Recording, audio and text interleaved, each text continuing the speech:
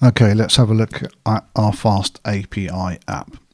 If you've followed any normal or standard FastAPI tutorial like this one on YouTube, you'll see that most people start up uvicorn like this, Python 3 -m uvicorn main app, or sometimes you'll see main.py or app.py, which is fine, but instead of having to type this all the time, what we've done is we've implemented an app.py file, not a main.py file, and we have an entry point here. If this is the main file, which it is, we import uvicorn, and then we run uvicorn on this host and this port, which is obviously localhost. And reload true means that if you change any of these files, uvicorn will automatically restart. So if we have a look at my terminal, where's it gone? And go to my local host, I can now just type Python 3 app.py to start up FastAPI, and it runs on that port, and you'll notice that it's started the reloader process.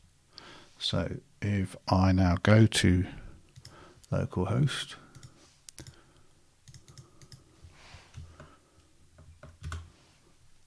works great. So if I now go back into app.py and take away great and save it, what we'll see is that it restarts. You see, detected change in app.py, reloading. So automatically reloads. So if I go back to Mozilla and I refresh the page, the great will be gone. Okay, so that's how the application starts up. What about the rest of the files? Well, you can see this is the root, which is the one that's returning FastAPI work. So really this is just there for testing, just to confirm that our server is up in case it crashes. And app.py is also importing to other roots. So rather than fill this file with all of the different roots that we need, we are compartmentalizing our files. So I've created a core folder here, and I've created a folder for each of the roots that we want. So we've got the symbol root and the trade root. So if we go to symbol, there's the roots file, which is the one that's being imported here. As you can see, symbol router is coming from core symbol roots. So core symbol roots, which is this file. This is defining an API router, and here we have the get command, getting symbols. What this is doing, we have a method for reading the items, and it passes in the session DB for the database, and then with that session it basically just executes a SQL statement to select symbol from ticker symbols. If we go to our Aurora database and we run that here, you can see that's the result. We get 18 records at the moment. That's how many symbols we have in our data. And then it takes that result and it iterates through it. It creates a JSON dump of each ticker symbol, and then it returns a streaming response. So that streaming response, you can see, is calling the iteration symbols method, passing it back as application JSON. You'll notice there's some commented code here, which was my initial attempt to return it as CSV, which does work. Obviously, you would then change this to media type CSV, because I don't know if the front-end application needs CSV data or JSON data. I'm assuming it's going to need JSON data. So that's how we get the symbols from the database. If we go back to app.py, we can see we've also got the trade router being imported. So if we go to, actually I've just noticed I can get rid of that line. That's old code, don't need it. Whoops. And we go back to the trade folder. We have a roots file here, which is basically the same pattern. We have get the roots, trades.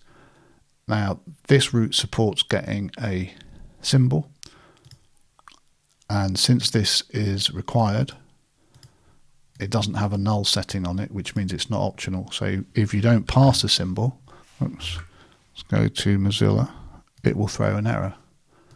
So if I go to this route, you see you get an error, missing symbol query. That's a standard FastAPI function that provides that. You don't have to do any code. So we could set that as a nullable, but that serves no purpose. This route should provide a symbol because that's its purpose. So you provide the symbol, you provide the database session, does the same thing, executes the SQL against the trades table, matching that symbol, iterates through the results of that to create a JSON structure, and then returns that. And again, we've got the commented code for CSV if we ever need to do that. And so, for example, we could add, data type, which could be a string, and then you could see if that's set to CSV, you could put an if statement in here, and if it's CSV, you run this code, and if it's JSON, you run that code, right? So anyway, we're not doing that now. Might never do it. So the other code that's commented out is the other fields. At the moment, we just want the trade date, the price, and the quantity. But I've left this code in because those fields are in the data, and at some point we might want to uncomment them and return some of that data to the front end app as well. But for now, we don't. The other thing I should explain is this code. So we're importing here from models. So the one difference between this route and this route is because I started going down the traditional route of how you build FastAPI apps, which is that instead of executing raw SQL like this, you build a model which maps one-to-one to your database.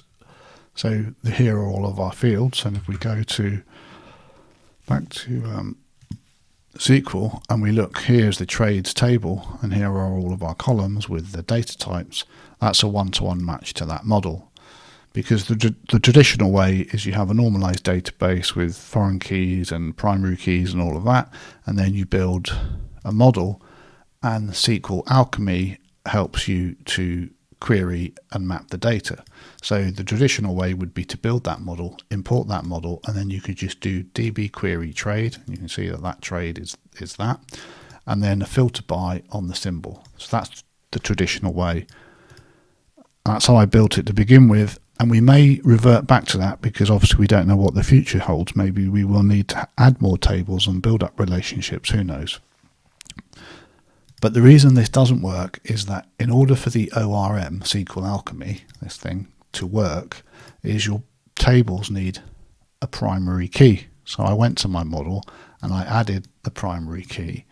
But that's not going to work because if we go back to our database, there is no primary key in this table. Why is there no primary key? Well, because we don't need one. This is the only table we have. Okay, and the symbols, right? But there's no relationship really between them. Obviously, for a symbol to exist here, it must exist here. But there's no primary key because we don't need one. We don't need an integer or a UUID on this table. What's unique about the data? Well, we don't actually know because you've got a date, the symbol, so that's a timestamp, that's the company that's been traded, the price and the quantity. But this is a stock exchange, so you can imagine there are literally millions of people placing trades all the time.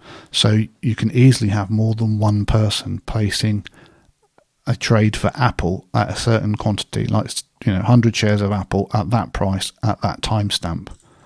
And the only difference is who is the person who placed that trade. And we don't have that data. It's not provided to us because obviously it's private data. So we don't have any unique way to identify what is a unique record in this data. But we don't care about that because all we're doing is returning this data and plotting it on a chart.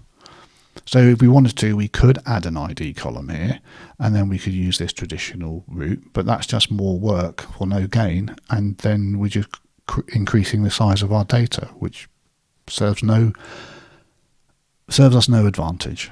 Hence why I decided to comment that code out, but I've left the model there since it's code that's been written. It's just not being used in case in the future we want to go down that route. And so for now, we just execute raw SQL to select the data from that trades table where the symbol matches the one that's been provided by the endpoint. Okay, so that's how the code works. Where's this getDB coming from then? You'll notice both of the routers, this router and this router, both use getDB. Okay, and that getDB is being imported from the dependencies. So we go to the dependencies. This is just a method to create the database session, which is coming from the database file. And that just ensures that we just have one database session for each instance of the app. So we go to the database file. Here we can see the magic that's setting up the database. Here's the session, which is being imported. See, import sesh from database. So here's database. There's the session variable, which uses a FastAPI session maker to bind to the database engine, which is created here from this database URL, which is created here. And the database URL uses the settings for the username, password, server, and port, actually, and the database name. And those settings are coming from this function to get settings, which is coming from this file, which is the config. And you can see this is all basic SQL alchemy standard stuff. So we go to the config, and the config is a class that basically runs, and it has the settings here, which it reads from the environment file. And we have two environment files, one for local development, one for production, even though it isn't really production, it's just our test server on AWS. So at the moment it's hard coded to just read the production file.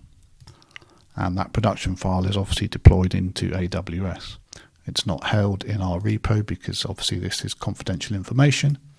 And you can see that the server is the RDS Amazon AWS server on 5432. And this is the database name, username, and password. Okay. So at the moment, if you run the app locally, it is actually calling this database because the config is set to the production file. So if I go to my local host and I do trades symbol equals, let's say, do Amazon, I think is one of the symbols. That is actually going to query, even though I'm running on localhost, that's going to query the Aurora AWS database. And you can see it's a little bit slow. And this is why I'm currently working to set up a database locally so that we can develop locally with a local Postgres. But because developers tend to have lots of simultaneous projects and different versions of Postgres, possibly the way that we're going to do that is using Docker. Oh, look, I think it just returned. Oh, we go back. Yeah, so there's the data. So let me just stop that because I don't want that to be streaming for ages. So we go back here. If you switch this to the local M file, which is this one, I'm using the same database name, username, and password just to make our lives easier. And you'll see that the database server is pointed at localhost on port 6000. Why is it not 5432, the standard Postgres port? Well, it's because we are going to use Docker to run Postgres to save us installing and managing local Postgres installations. So there's a Docker file here. This Docker file, you just basically spin it up, Docker compose up, and it will run that Docker container and it will create a Postgres instance locally. And the way that that works is that inside the container, basically a virtual machine, Postgres is running on port 5432, the standard port, but we expose it to our machine, to our development machine on port 6000. So I now go to Docker dashboard. Here we can see Nebula API is running. Here's the Nebula Postgres. And you can see the logs. There's Postgres running locally. So I can take those same settings using pgadmin or pSQL or whatever database admin tool you prefer. Let me go in here and if I collapse that one, so here we have Nebula local. So you see the connection is Postgres localhost, database port is 6000, Postgres master, and the password all from that .env file. So that it will now let me connect into Postgres inside that Docker container. And at the moment, there aren't any tables because I'm in the middle of this work. So soon I'll create a script that will create some tables locally, put some data in them, and then for development, we can use Nebula local. And I'll also add some code to config.py that will switch this file between prod and .env local based on your environment, so that if you're running locally, you can work locally with Docker Compose Postgres. One last thing to consider is there's a hidden file in here called FastAPI Nginx. When you run locally, so let's go back to my terminal. So when you run this command, Python 3 app.py, you see it runs at localhost 8000. But obviously, if you're running on the internet, you can't have it be running at that IP address, that's localhost. So our EC2 instance has a public IP address, which is, if you go to the instances, EC2 instances, here's our public IP, and you can see that that public IP is the one that we see in the Nginx config, which is here. And this Nginx file basically does a proxy pass to the local host where FastAPI is running. So if we ever migrate the EC2 instance like we did yesterday, we changed it, the IP address will change, so you have to come in and change this file and then manually copy this file or copy the contents of this file in the EC2 instance. So if we now go to the terminal and I connect, so here I'm connected. Actually, I don't want to stop the server, so let me open a new tab.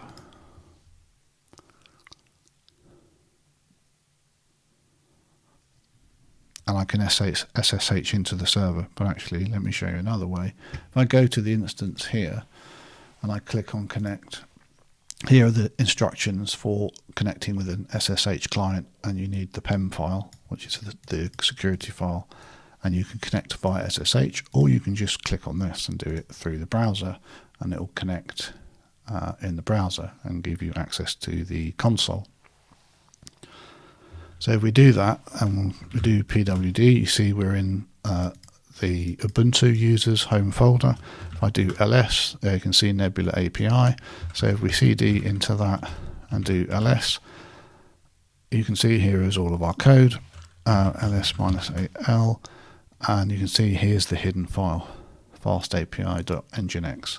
So that file has already been copied to etc nginx enabled, what is it called? Available? No. Trying to remember the name.